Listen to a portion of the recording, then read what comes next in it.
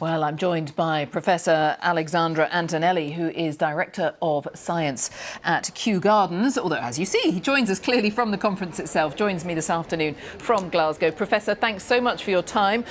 We're all interested to know, of course, how encouraged or otherwise you are by what you are hearing around the issue of deforestation. Thank you. Good afternoon, Jane. I think it's absolutely exciting to see the commitment from the global leaders now to absolutely halt deforestation. This is going to lead to huge benefits to climate, to people, and of course to biodiversity. But I think many people are still skeptical. I've just been talking to some indigenous communities here, and they say that the decisions that are made here today in Glasgow, they're not really going to reach all the way to the ground in the Amazon. So I share the sympathy of some of the frustration and skepticism that many people have shown here in the news, and it really hurts to see those images because I grew up seeing those images myself, and I've seen so much of that forest being lost, and I really hope this is going to be the end of that. And if that forest or cutting down that forest is someone's livelihood, if that's how they feed their family, surely each government has to have very strong measures in place, not only to prevent it, but to provide those people with alternative incomes. And that's the challenge, I guess, part of it. It is true, and that's the really critical part of this pledge now, because it's tightly associated to an a financial package which will allow those people to receive compensation for not cutting down the forest. And that's an opportunity cost for them because, of course, they could be cultivating soybeans or they could be growing beef. And in this case, we are paying them for not cutting down the rainforest and for restoring a lot of what the forest that has been cut down already.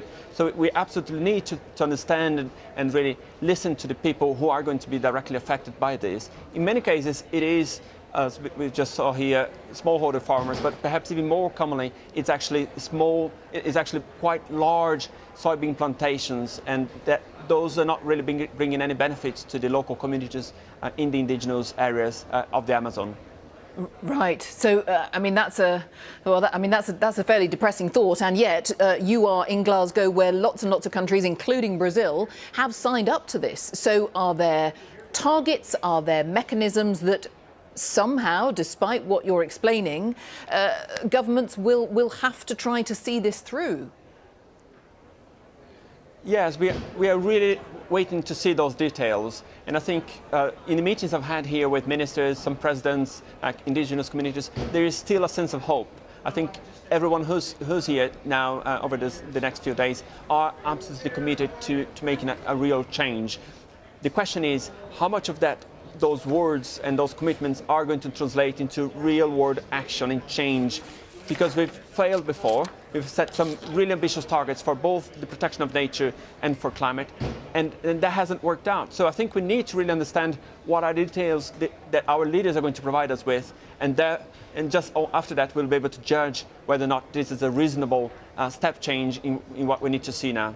Right, and like so much of what is being discussed in Glasgow, a lot of these topics, it's no good if just a certain number of countries agree to it, abide by the targets, abide by the change to mechanisms, because everybody needs to be doing it.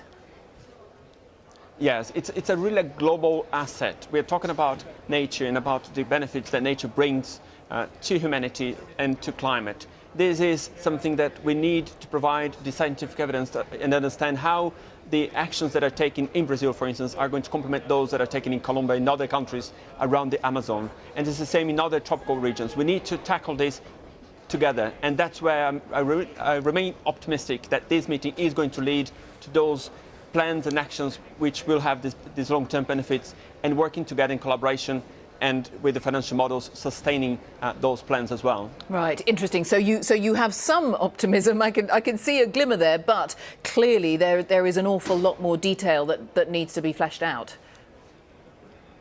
I do remain optimistic. I mean, we don't have any choice. We need to get this right now.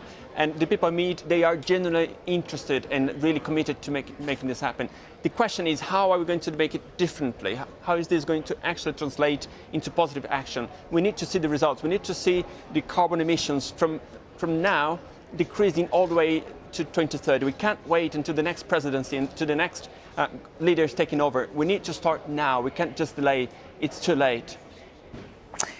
So interesting to talk to you. Thank you ever so much. Thank you. We'll let you get back to the debates and the conference there. Thank you very much. That's Professor Alexandra Antonelli, who is Director of Science at Kew Gardens there, who is